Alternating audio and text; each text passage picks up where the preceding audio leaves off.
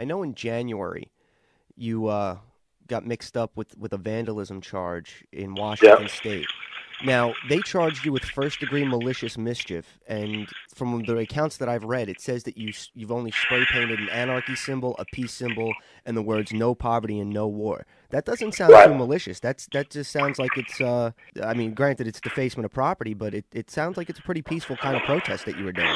They assigned a prosecutor in Washington State to that case who only does homicide, prosecutes homicides and violent rapes, not rapes, but violent rapes. So basically what it was they see me in this magazine, spray painting this thing, and they just thought that as being a slap in the face, like I can do what I want because of who I am.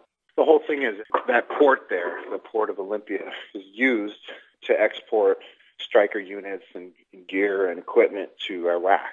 And, the citizens try to block that every time. And, the lawmakers just allow it to happen. They use our port where our kids are. We go down to the farmer's market, like right next to it, where my gym used to be, like literally in the parking lot of where this port is, like to promote this war. And my whole thing was like, not every citizen is going to sit down and allow you to do this. So when the lawmakers went into the building the next day, I wanted them to see this. And that was the whole point of it. Well, did your actions invoke any change in the way things are handled up there in Olympia? I get it's like one of those things that you don't know the full extent of what you do. Of course, the law has not been changed, but my point was to get people talking. The lawmakers would know, and to get people talking about it. Like, there's a guy who's an MMA fighter. You walk around with like anarchy tattoos and this and that. That doesn't mean you believe in that stuff or that you're willing to fight for that stuff. It just means you're willing to, put something on your body or speak out. But when you do something, you put yourself at risk. Like, look, I'm risking going to jail. I'm risking a big fine. I'm risking a lot of stuff because I believe in this that much. And when you do that, people are going to look at it, whether they agree with what you did or if they don't agree with what you did. They're at least going to, in their own mind, or maybe talking to people, they're going to weigh like what you did. Well, why would he risk all that for this? Let's see what that's about. And maybe they don't jump on or agree with it. Maybe they agree with some of the principles. But it's just one of those things where you just got to stand up, not just talk about it. I'm looking at the definition of anarchy right here on Merriam-Webster, and it just says absence of government, which in my interpretation means let the people govern themselves. We should govern ourselves. Just like this whole Obama, when he got elected, there were literally, I saw people crying on the streets, like, we're saved now. We're saved. He's going to come lead us to the promised land. I'm like, granted, he's much better than what we had before, but he's just a person. Right now, he's running into the walls of bureaucracy and red tape and corporate welfare and everything else that is the state. And now he's trying to get these. We don't have health care for our citizens. We're the richest country in the world, but the only Western industrialized country that doesn't have health care for all its citizens. The only one. And that's because of money and greed. I mean, it's insane. But he's running into that right now.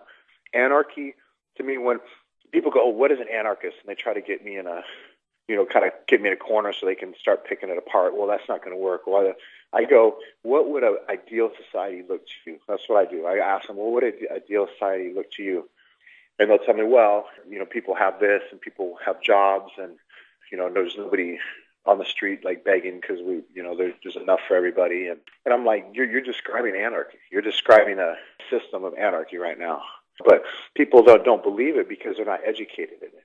You only believe what you're told, what you've grown up with the mass media, and, the Pledge of Allegiance and this, and our history books, what it says, and this whole thing with like North Korea, we say, oh, you can't have nuclear technology, or Iran. Iran has gone on the record saying that they only want to use it for power, and we're blocking them and having sanctions against them for trying to use nuclear energy for power.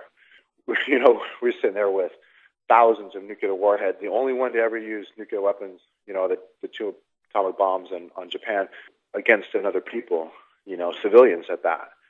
All that's just forgotten. That was only 50 years ago, 60 years ago. It was in my mom's lifetime. You know what I mean? That's what it was. My mom's lifetime, that happened. And we're already talking about trying to be big brother on someone using it for energy.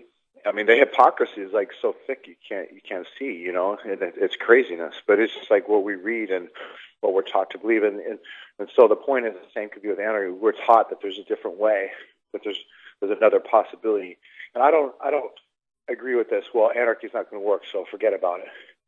Anything better than what we got.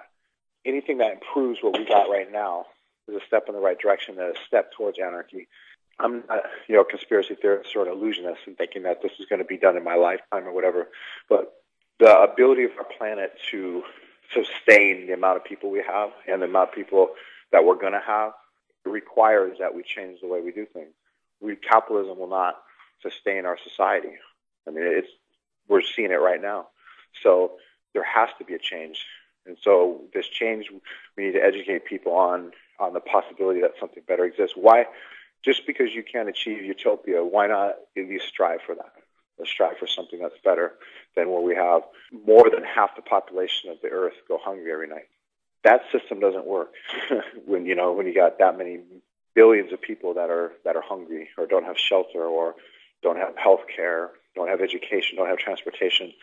Those are basic human rights to me, and when people don't have those things, you need to change what you're doing because it's not working.